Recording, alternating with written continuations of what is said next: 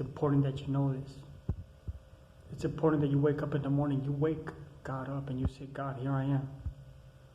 I need to talk to you because things in my life need to line up according to what you have ordained for us.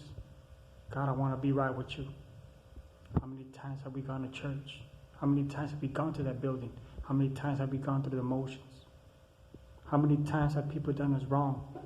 How many times people have spoken in our lives? How many times do we think that we have a reputation to uphold? How many times have we thought that? How many times have we came to realize these people in church are a bunch of hypocrites?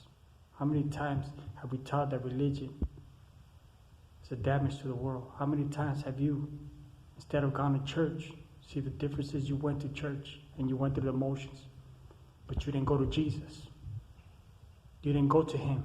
It's a difference about going to church and going to Jesus and knowing why you gathered. It's important. See, because you go to the store, I'm talking to everybody in general. You go to the store and you buy a pack of cigarettes and you have to smoke that first cigarette. And after you're done smoking that first cigarette, you have to smoke another cigarette, and you'll never feel that emptiness, and you'll never have peace, and it will never take your stress away. How many times have you gone to the store and bought a 6-pack, and you pop the first beer open, you drink one, and then you have to drink another one, and another one, and you have to pop another one open, and you will never feel that emptiness. You never feel that emptiness. And how many times have you slept with your woman? How many times you have that ecstasy of pleasure, and a momentary ecstasy of pleasure, and then you have to seek another moment, and another moment, and another moment, and you will never fulfill that emptiness out of these things. For one thirsts and drinks out of this water, but you will thirst again. But the water that God gives you springs of you everlasting life that fulfills that emptiness, that lets you know your purpose and why you're alive. I've seen this brokenness in marriages. I've seen this. I'm in a position where I'm not here to judge. I'm in a position where I live pure before God. I am not in an adulterous relationship. I am not in fornication. I don't have a girlfriend. I have Jesus Christ of Nazareth. But for me to get to this point, for me to see the things how they are, I had to seek God. And I woke up in the morning and said, God, I hunger for you. I want to be right with you. Because I know that for a short moment I am in this life, then I will have to face you. And I want to come before you, boldly before your throne. I see this more and more in relationships. I see more and more the art of seduction that the enemy has placed in the churches, has placed in the homes, in the jobs, in the communities, out in the world. The spirit of lust.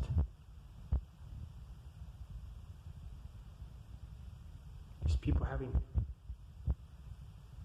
99% at home and they go out there looking for that 1%. When you have 99% at home. Talking about women and men. Women, you leave your husband because you think this other man has better attributes.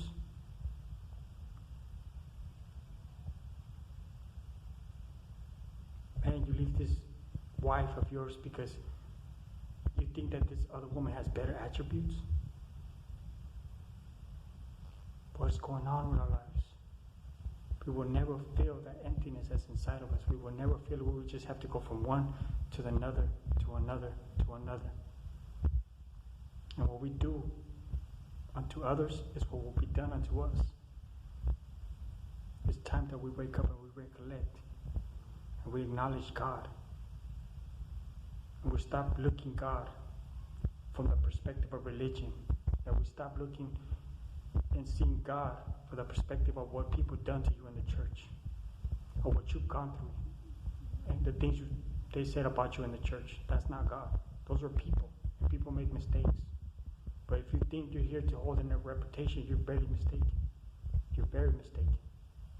The only reputation that we have to fulfill here is that our lives lined up to the will of God, and that we live like Jesus Christ here on earth. Because he who comes to him is a new creation. Old things are passed away. Behold, new things are done. So it doesn't matter what people say. We all make mistakes. And I encourage you that you wake up from this slumber, that you shake it off, and you wake up in the morning. You wake up, God, and you say, God, here I am. Talk to me. I want to talk to you. I want to stop opening that box of cigarettes and have to pop one up, slide it up. Once I'm done with that, I light another one and another one. You will never feel that emptiness. That does not bring peace. Beer does not bring peace. Sex does not bring peace. It does not fulfill your emptiness. It will never fulfill your emptiness. And you'll just find yourself in wrong standing with God. Because it's not about how people treated you in church. Because you went through the motions and you went to church and you view God in this perspective. That's not God. God is personal and intimate. Because you went to church, but you never went to Jesus. And you went through the motions. That's the difference. You're going to a building, but you're not going to Jesus. And you're hearing from the pulpit, but you're not hearing from God. What makes you think and believe that cheating on your wife is right?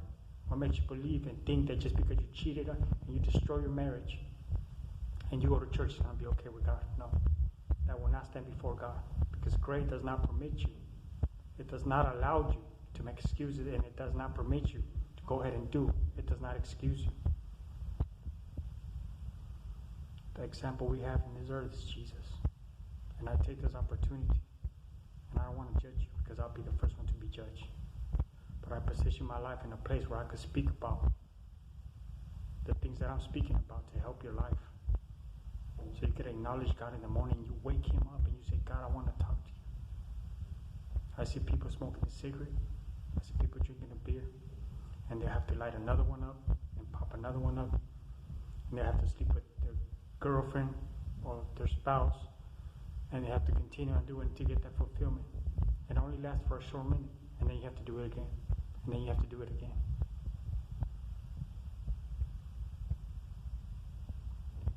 Nothing will fulfill that emptiness. That does not bring peace. True peace is found in Jesus Christ. True peace is found in Jesus Christ. And the only way we can know God is through Jesus Christ. We need to stop talking about this about the church or that about the church. We need the church. It's very important that we see each other for our potential purpose.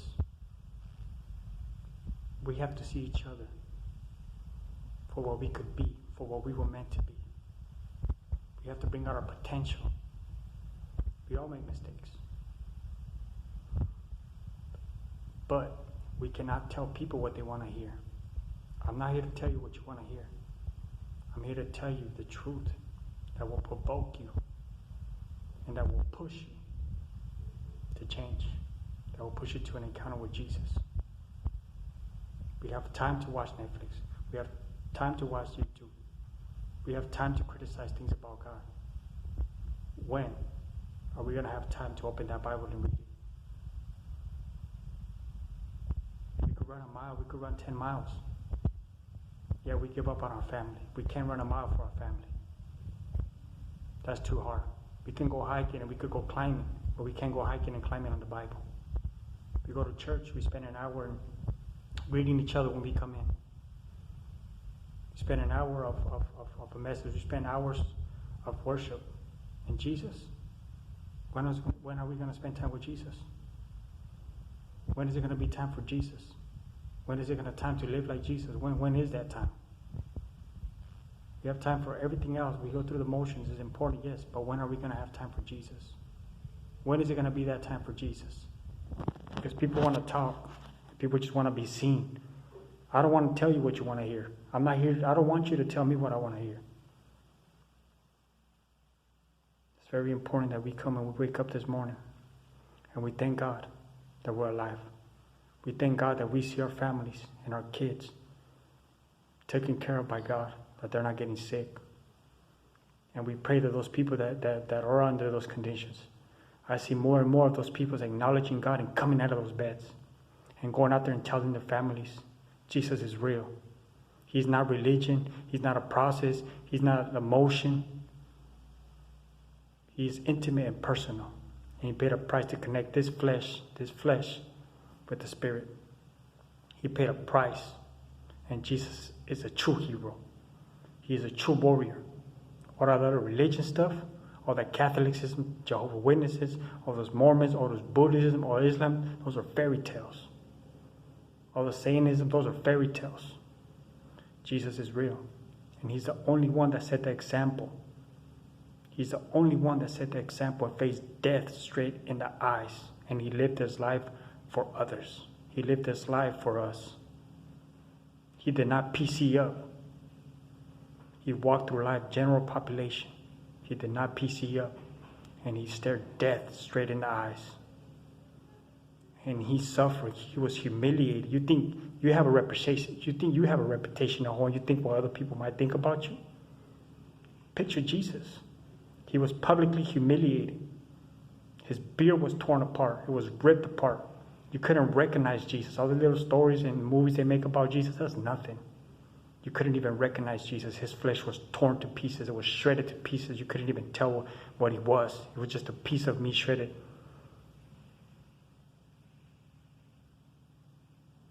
It's time that we recognize him for what he is, an example of what he did here in our lives. Because no religion, no Santeria, no witchcraft, none of this, all these fairy tales, none of them rose to death. Those were just fairy tales. Jesus is real. He's a true example of what a warrior, what a father, what a brother is supposed to look like. Don't give up on our family. We're not supposed to give up on our families. We're not supposed to give up on our brethren. And we're not here to tell them what they want to hear. We're here to tell them things that are encouraging, that bring out their potential. And it's time we wake up to the reality, to know that Jesus is more than a religion. It's more than a cult. It's more than just a little assembly. It's more than what people want to talk about. Jesus is the only way to God. There's no other way. I don't care what you think. I don't care what you've been taught. We all come from God, and all life comes from God. And we need to wake up in the morning and wake him up and say, God, here I am. Wake up. I want to talk to you. I'm here to reach out to you. My life does not line up to what you live here on earth. And all these excuses are not allowing me to step into my potential, or not allowing me to see my potential. And I lower you to my circumstances. God forbid you lower God to your experiences. That's not God. That's not God at all. God forbid you live in a relationship outside of wedlock. God forbid that you are married and you're sleeping with another person that's not your husband or your wife. Grace does not excuse you to do what you have to do or do what you want to do. And God forbid you blame your church for this condition that you're in. You blame them for that, because it's not right that you go to church, but you don't go to Jesus. It's not right that you want to hear from your pastor and YouTube videos and all these, and you don't want to, and you can't hear from Jesus, and you don't want to hear from Jesus. We have so many excuses of why we can't love our enemy. Yet Jesus had no excuse to die on the cross for you. He had no excuse to be publicly humiliated. He had no excuse. He demonstrated and he exhibited and he showed the example of what love is supposed to look like in the midst of everything that was thrown to him. Yeah, we complain from one little thing. Oh, he didn't treat me right. Oh, she didn't treat me right. What are we thinking? What are we actually thinking? You see all these people falling out of church. Marriage is being destroyed. And the first thing they do is they blame it on the church. They blame it on the pastor. They're hypocrites. They treat me this way. Oh, see if I go back to that. See if I go, and they just tell the world. They become ambassadors of the devil. Because they went to church, but they never went to Jesus. That's the difference. They went to hear a man, but they didn't want to hear the man, Jesus Christ. And you see why their life fell back into the world and are worse than people in the world. And they're telling people not to go to God now. They become ambassadors of Satan. That's not how God treated you. That's how man treated you. That's not how Jesus treated you. That's how man treated you. And those are people's mistakes. Those are not God's mistakes. Because if you would have gone to Jesus, if you would have gone to God, instead of listening to a man, instead of listening to how they treat you in church, your life will be different. You will gather, you will still be going to church because you know why you're in this thing. You know why you're in this.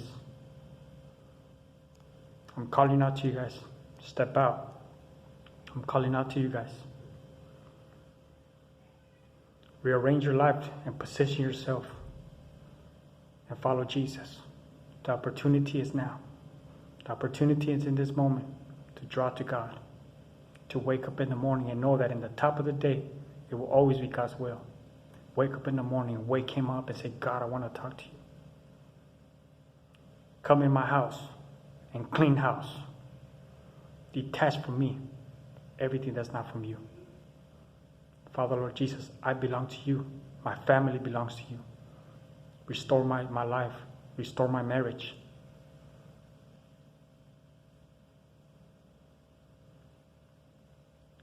The woman at the well, Jesus told her, go and call your husband. And she said, I don't have a husband. He said, you're right. You've been with so many men that the man that you're with right now is not your husband. She was surprised. God knows your life. God knows your life.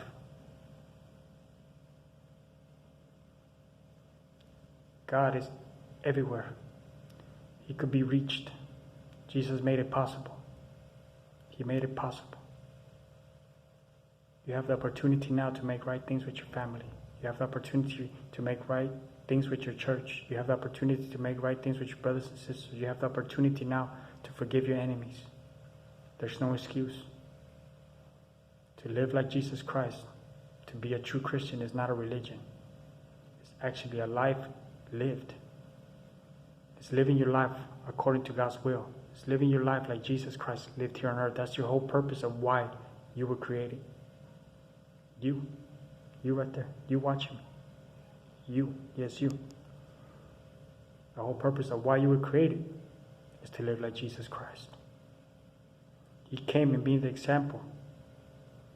He is the example, walked out, lived out, of how we're supposed to live our lives. How we're supposed to honor God like we love ourselves, and loving Him like we love ourselves, and loving our enemy as well. We honor God. And these two, the whole law is fulfilled.